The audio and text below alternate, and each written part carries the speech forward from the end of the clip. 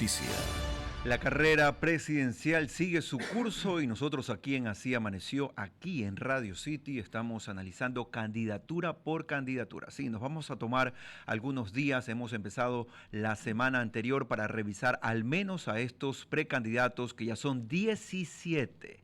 Para eso está con nosotros la doctora Andrea Endara, ella es politóloga y es una amiga de esta casa. Andrea, buenos días y bienvenida. Buenos días, qué gusto estar nuevamente aquí con ustedes.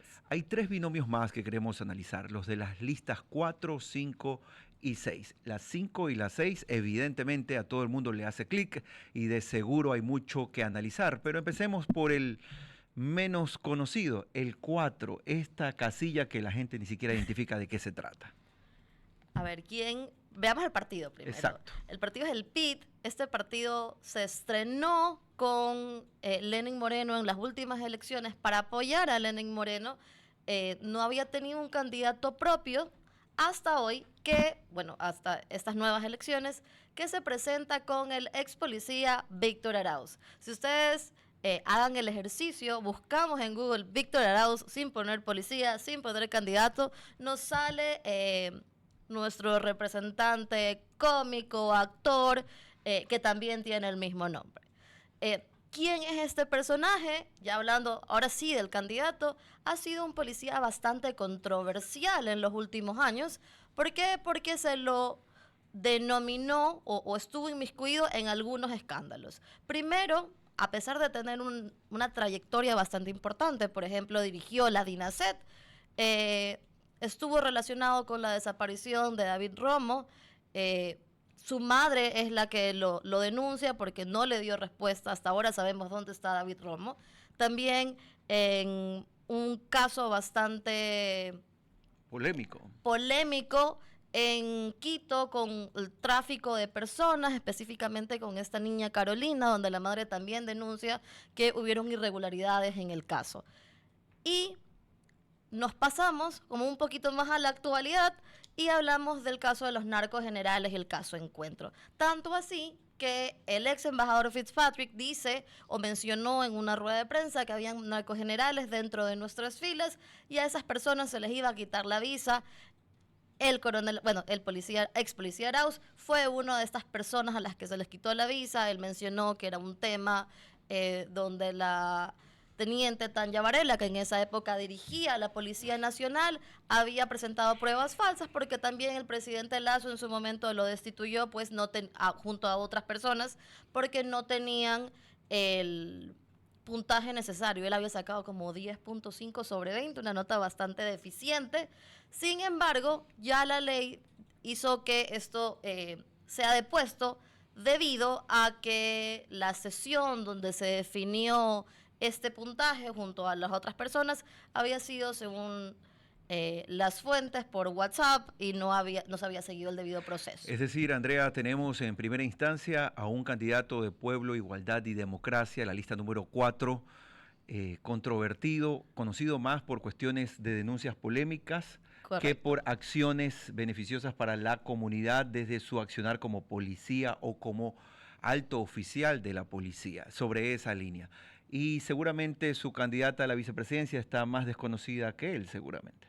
Correcto, es más, hice el ejercicio también de buscarla en todas las noticias.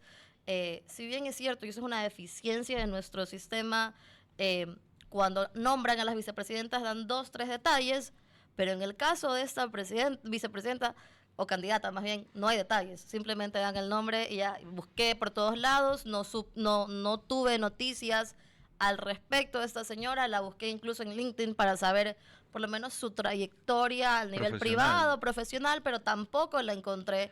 Entonces, como ciudadana, a mí sí me preocupa saber quién va a ser la persona que va a acompañar a este candidato a la presidencia y que en el caso de que llegue, no tengamos una situación parecida a la actual con la vicepresidenta que tenemos. Cristina Carrera es la candidata a la vicepresidencia de la República junto con Víctor Arauz en la lista número 4. Pasemos entonces a los peces gordos. Partido Social Cristiano en la lista 6, pero antes la Revolución Ciudadana en la lista número 5. Mejor es conocido que bueno, dice un refrán.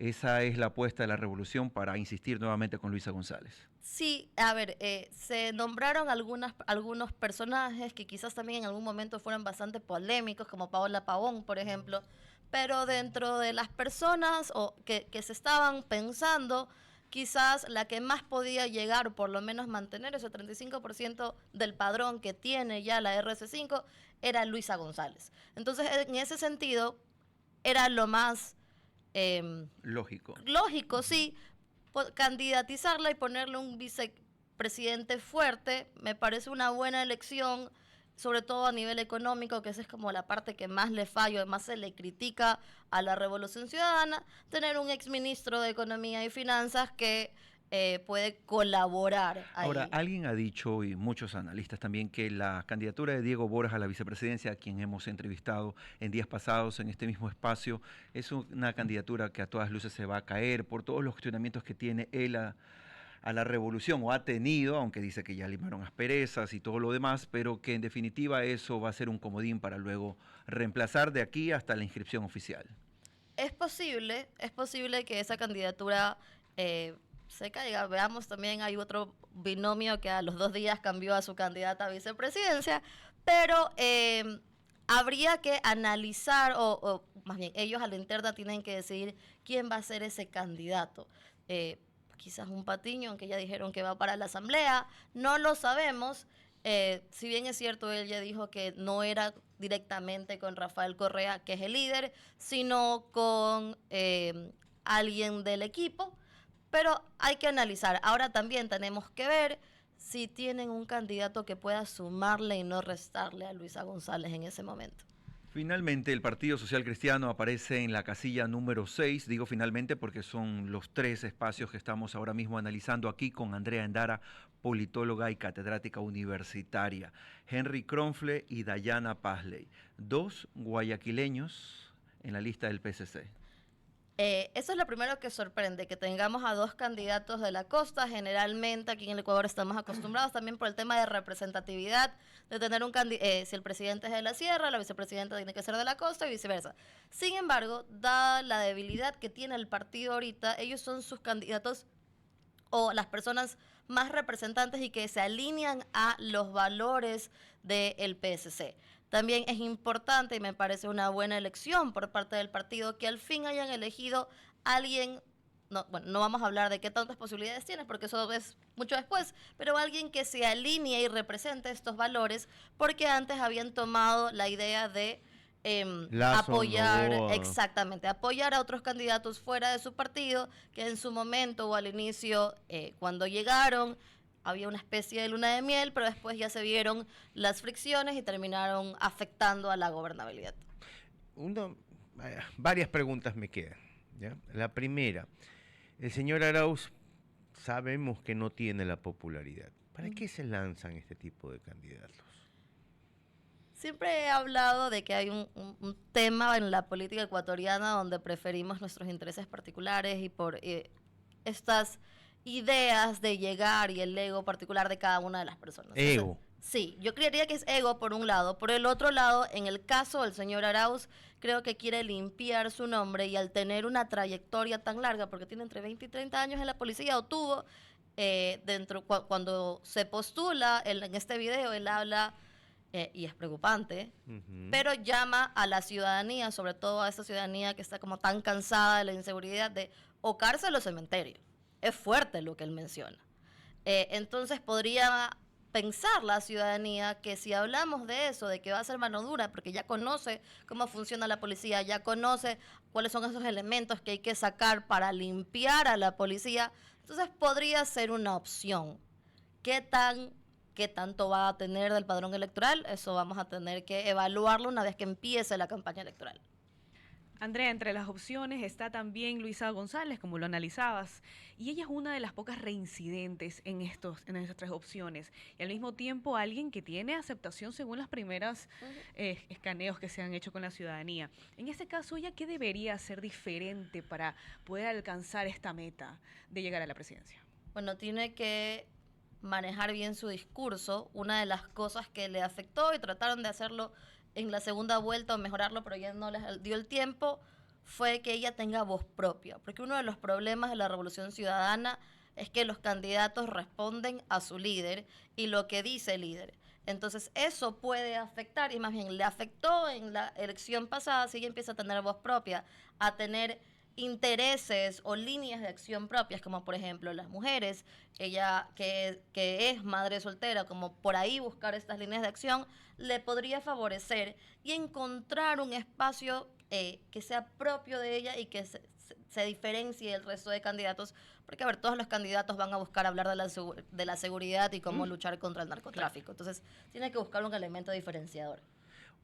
Hubo, y es Vox Populi, reuniones en Mocolí entre el Partido César Cristiano, su líder, y otro candidato que finalmente se lanzó por otro partido.